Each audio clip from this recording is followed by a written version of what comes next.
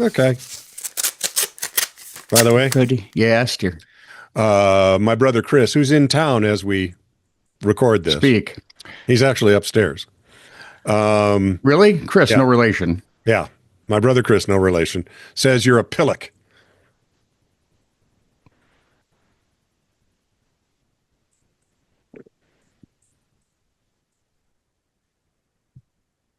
Is that the weird little thing? No, you're the weird little thing. No. But a pillock is a dumb person, stupid person. Oh, no, that's me. Yeah. No, there was some show I was watching. Oh, the old Jimmy Stewart movie, Harvey. Okay.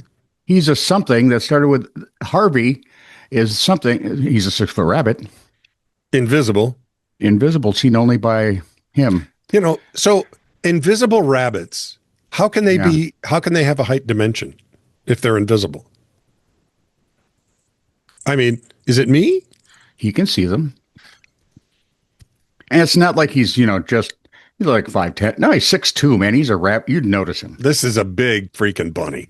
But he's got some sort of, some spirit thing that starts with a P, and they show up and either cause mischief or harm or poltergeist? Good stuff. No.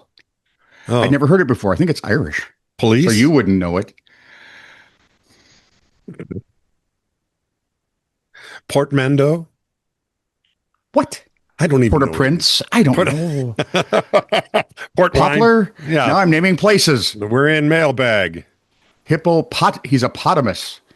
Oh. I don't know what he is. Hang on. Now I have to look. Oh, go ahead. Do whatever you're doing. I'm just going to see if I can find out. My first thing is the most shocking headline I've ever read in my life.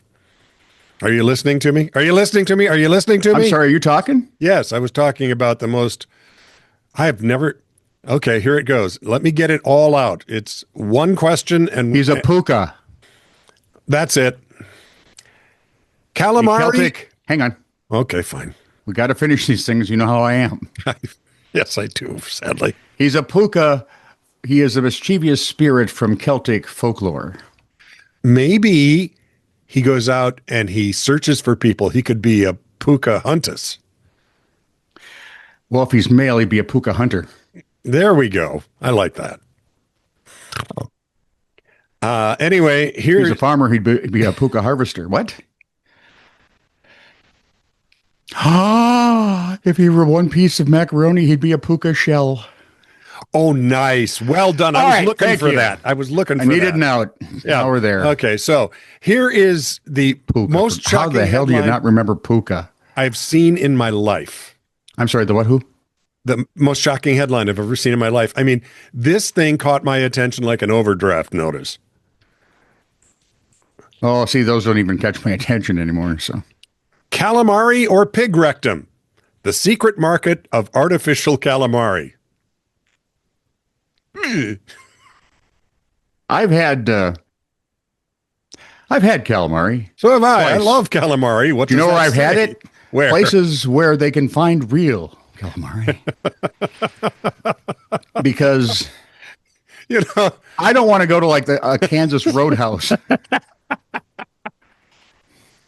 Well, I was just thinking Rocky Mountain oysters. Why do we have a pig? Iowa calamari is what I want to know.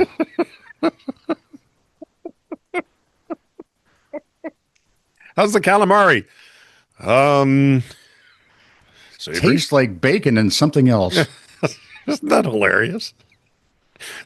It's disgusting and hilarious at the same time. It's just like, oh, you make me hurt. First you laugh because it just sounds goofy, and then your brain starts to work and go, oh. Well, the next question is, how often have I had this and not known? Nope. Luckily, that question's not asked by me because I had it twice, once in Hawaii, once at San Francisco at the wharf. Yeah, I like calamari. I didn't. That's why I've only had it twice. Thank you. What kind of calamari did you have? Did you have it fried? I had pig calamari. Iowa calamari. Fried. Okay. Fried's fine. Yeah, because somebody had a soup with it in it where it's more boiled. Yeah, yeah. Nope. And that's pretty rubbery. Yeah. Yeah, Even with all my own teeth, that was a it was a bad thing. holy crap, it's chewing back. Okay, so it's your So turn my to- favorite headline, and mine's not near as gross as yours. I just thought it was cool. Okay. New paint helps keep houses cool by making them sweat. Now, we here in the U.S., How on earth? well, I'm guessing like we sweat to paint mean it jars has- around on those warm days. And You mean it has ventricles and syllabuses all over its I skin? hope not. Okay. So since air conditioning is kind of a luxury item to most people, But well, for a lot of people around the world, sure. it's a must-have at my house Mhm. because I learned early on that fat people sweat when it's warm. By the way, I can't Yeah. sleep if it's too warm. I can't. And if it's too humid. Those are the other. And Robin did not want air conditioning. Yeah. So my children in their first few years went on those really hot, unbearable ones where it doesn't really even break at night. We're all down here sleeping in the basement Mm-hmm. with a fan. My parents did that with us as well. So on one of her trips to the Boundary Waters, Yep. where she leaves on the 30th, by the way. Oh, what is the, how many? This has might she be the gone on? last one. This might be the Really? last one. Yeah. How many years have they been doing it? Well, I don't know. I figured out we've lived here 41. Yeah. Yeah. Yeah. So 30 plus. Holy Pete. Yeah. That's amazing. And it could be the last one. Why? Age. Hmm. My It's lovely not bride Robin is- giving up the ghost. Nope. is it? My lovely bride is the pup. Yep. They've lost, I mean, it's been fairly interchangeable at times because some people moved, Yeah. other people took places, but for the most part, it's been Robin, Jean, who's, she had a little run-in with the Rapids last year, and I think she's had enough now. Oh. I think. I don't know. But anyway. So, Jeannie's her sister, by the way. Nope. Oh, different This is a Jean. different Jean. Yep. This is Jean Stassenbowen. Oh, that Jean. Yep. And you've actually met her.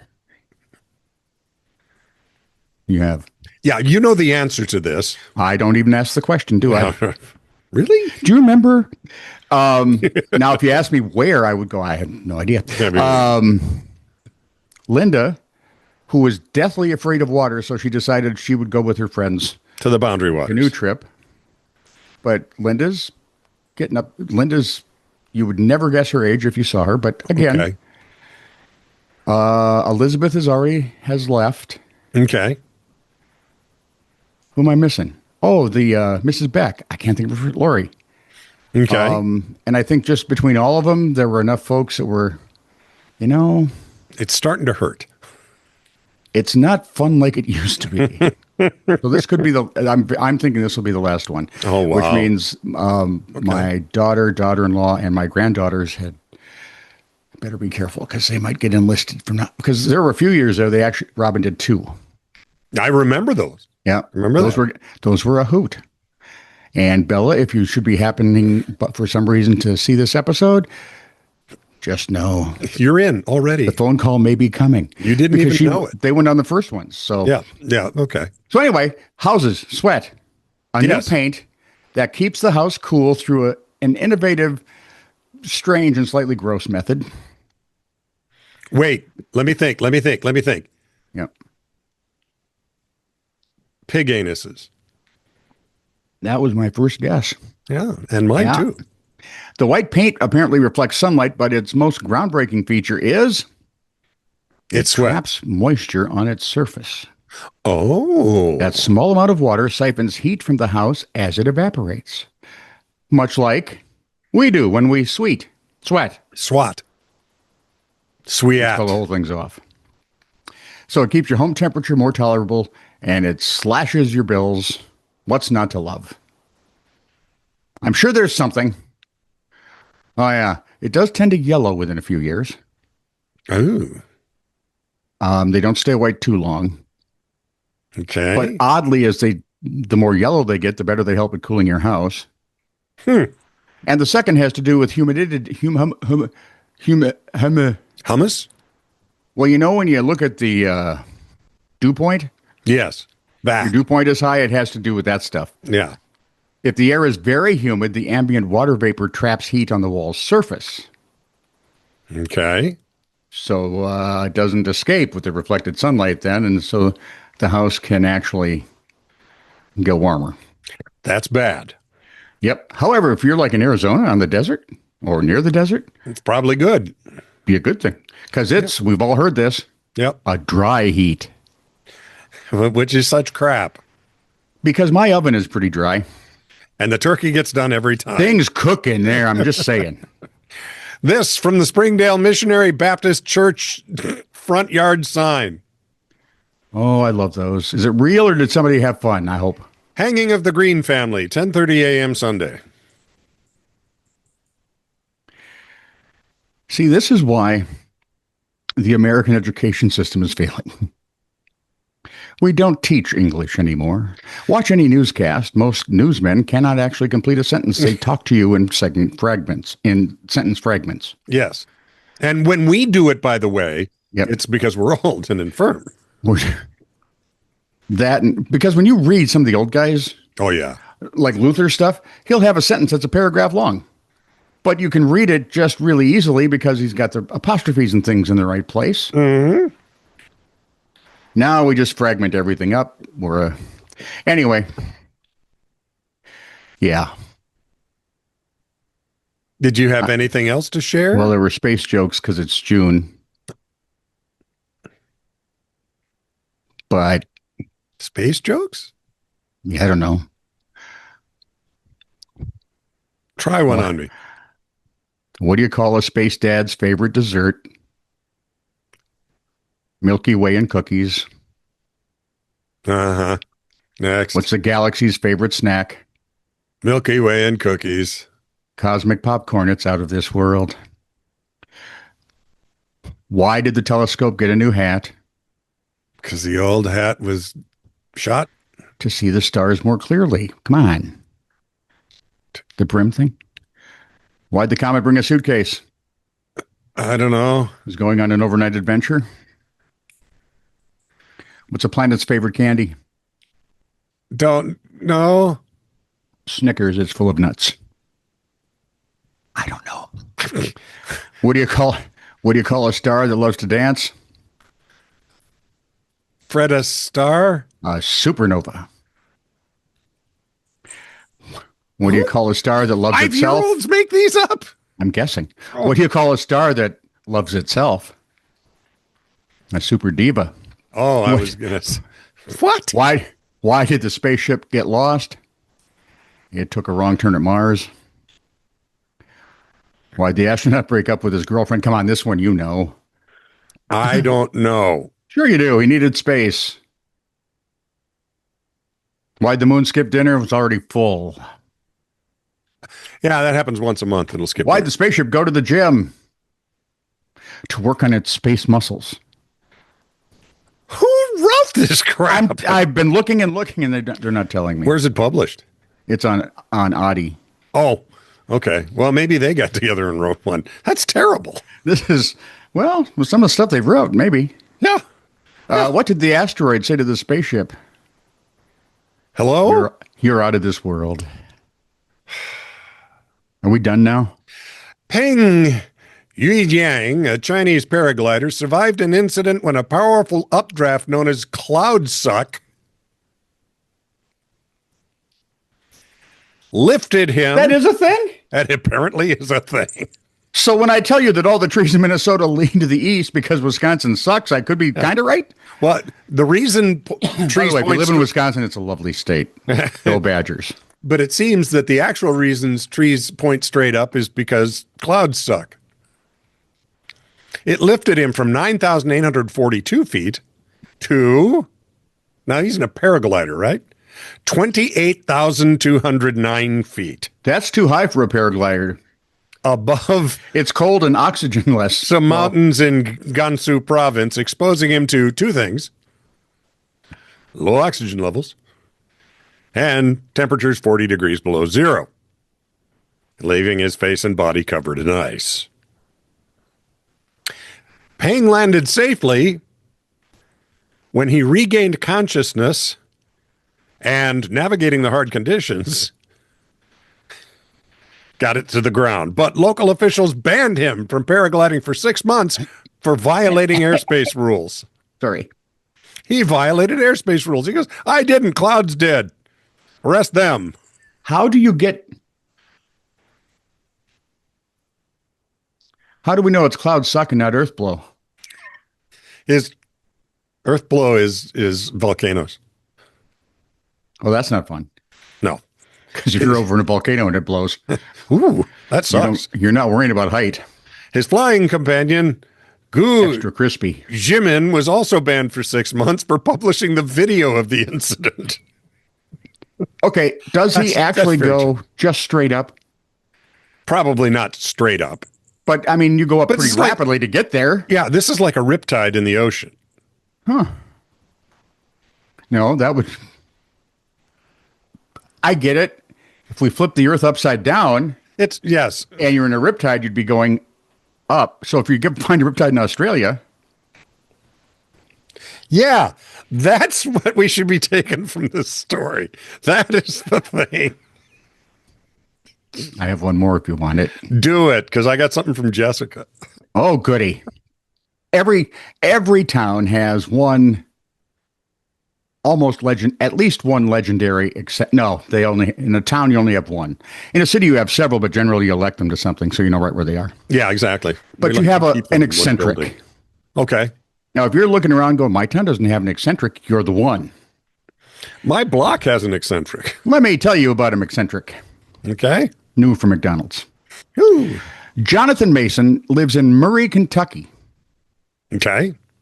He's 40 years old, owns farms outside of town, is known as Cowboy Cody. I don't know why.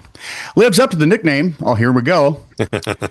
He often rides into town on a mule he owns.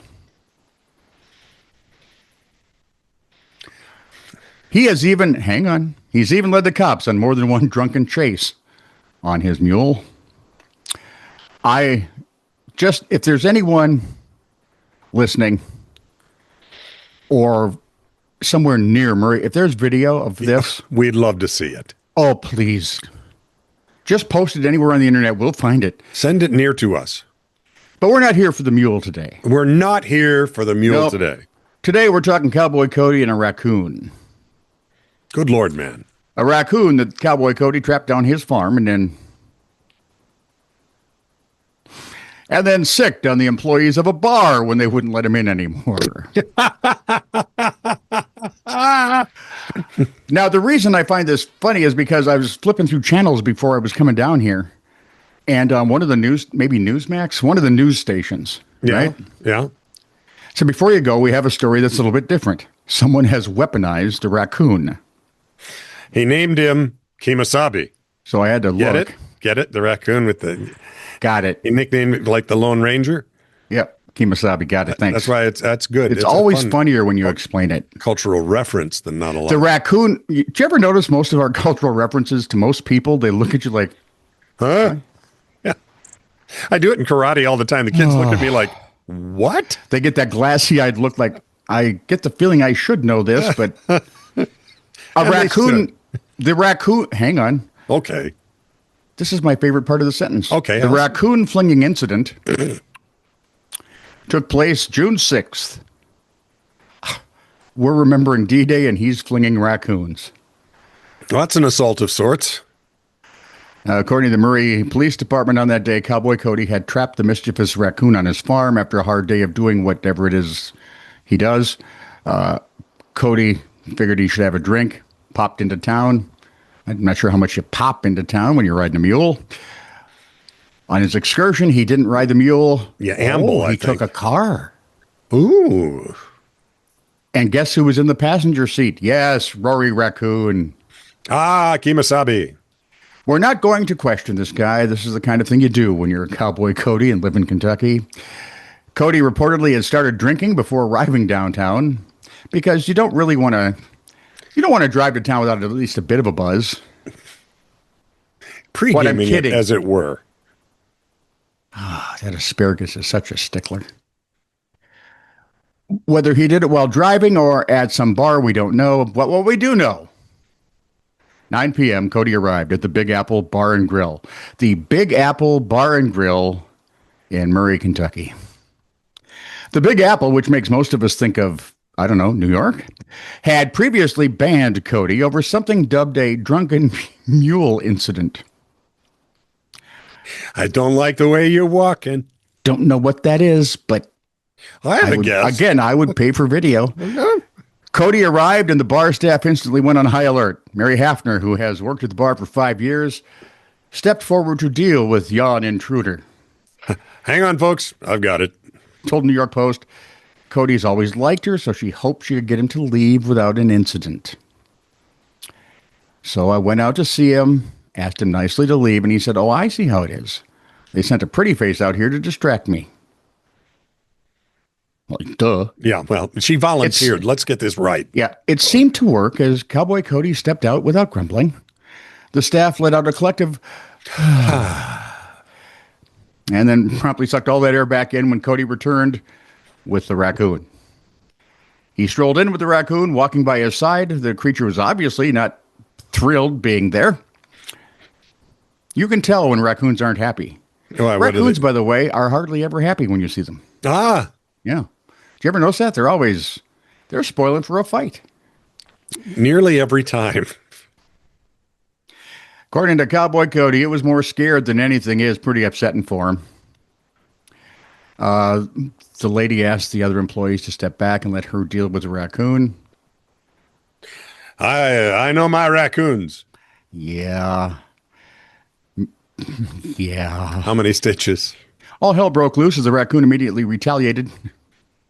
See, the trouble is she asked everyone to step back, and somebody tried to grab the raccoon by its tail. Now all hell breaks loose.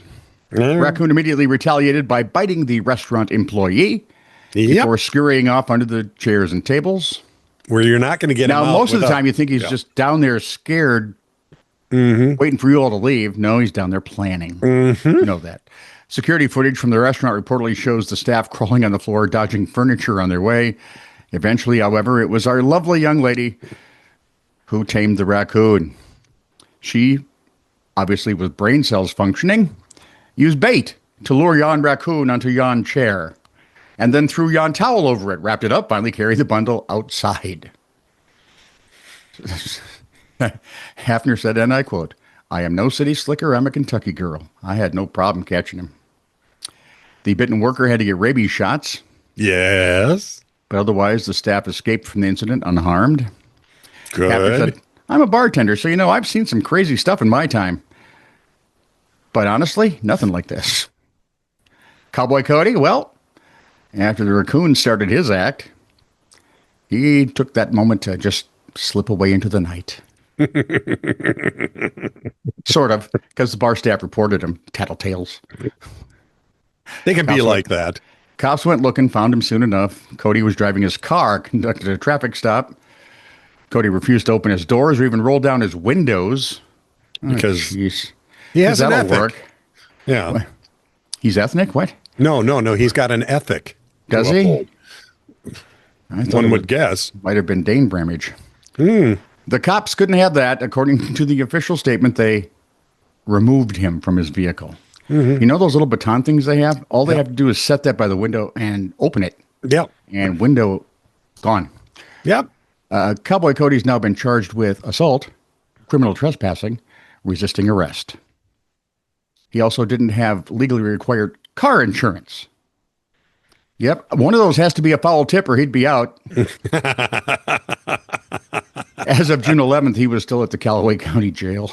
Speaking of foul, Jessica Thompson sent this in. She sent it to the email. "Hey, fellas, this story's a little old, but maybe you haven't heard it. I thought this cute little feel-good story would make up for the pooper story I last sent in." We can hope. Yeah, but the source is Boing Boing. I didn't say we had a lot of hope. So it's a video, and really the story is very simple. An elephant bull known locally as the Don, and this is in Thailand. The Don? Don, he steps out in front of what are they? They're trucks carrying loads of sugar cane Okay. and stops them to collect his toll. They have to give him some sugar cane or he won't let them pass. And he's also been showing younger bulls how to do the same thing. He's not greedy. Hey, fellas, you want something? It's on me. Honestly, I've said this forever. The older folks have got to help teach the younger folks how to do this stuff. What's going on? Yeah, because maybe not this stuff. Well, but this guy needs like 70,000 calories a day, right? So sugarcane is probably a good one. You know, the driver willingly stops the truck to allow the elephants to take their share of sugarcane, primarily because it means they'll stay out of the fields. That's good. That is a really good idea. Now, if you want to, let's see, if you want to look it up, watch elephants snag sugarcane from delivery truck in Thailand. It's just hilarious. I would just put elephant truck sugarcane Thailand, see what happens. Yeah. Yeah. If you get more than one, let us know. Please. Yeah, that would be more than worth the price of admission. That would beat the raccoon. Now you have a weaponized bull thing. Yes. And everything that entails. And trunks. Okay, off to the comments. We have comments? Yeah, we do. Oh, this one, apropos, this is True Really News, Mailbag episode 184 from Patrick Reed, our man in Liverpool. He's sending you a quick note. Vladdy. I mentioned the Asda. What you got for me, Mom? Food store, right? And you said Asda? And yeah, it's a food store. Patrick says, Tony, Asda started in Leeds in the 70s and was bought by Walmart around the turn of the century. Okay. So it's their version of Wally World, apparently. Okay. Yay. Now, apropos of this is True Really News, episode 966 from George Greengland. Do not laugh. You know, you're owned by a guy named Verkenis. You better back off. There's probably an ointment for that. I knew that. Somebody had to do it, and it was There's a salve you can use. Yes, there's also, and we were asking for comments. Yes. So he left one. Okay. Comment. Yep. Moving on. Wild. I like that. He just wrote comment. That suits us. Yes, it does. Now, finally, wild adventures and yes, yeah. Wild adventures and animal hijinks in the news. Episode. Good. For a second, I thought you could say wild adventures of animal hygiene in the news. And it's like, no. It's got to be 967. From Decomsified, my son Drew, no relation. And is Drew related to Chris, who's also no relation? Yes. You're a weird man. Marsupial boy. Remember we got to talking about marsupials? Marsupial boy sounds like an ineffective superhero whose superpower is having a pouch.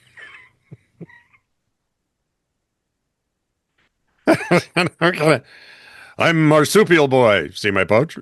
What do you do? Well, I have the face of a duck and I have the face of a duck and the fins of beaver and I bounce like a kangaroo. Anything else you need? They see my pouch? Ooh, I'll give up a life of crime. We're good. And after that, he said his sidekicks are Joey and Sheila. So he handled that quite well, I think. Bada and Bing. Yep. Well done, kid. You opened the door to your own joke and slammed it. I like that. Sounds like his old man. Yeah, I wonder who that is. I mean, if it were you. Yeah, if it was me. Perhaps I'm just the father figure for the father he never had. Now I'm hearing George Michael in my head. I hope you're happy. Ew. Yeah, exactly right. On. Woof.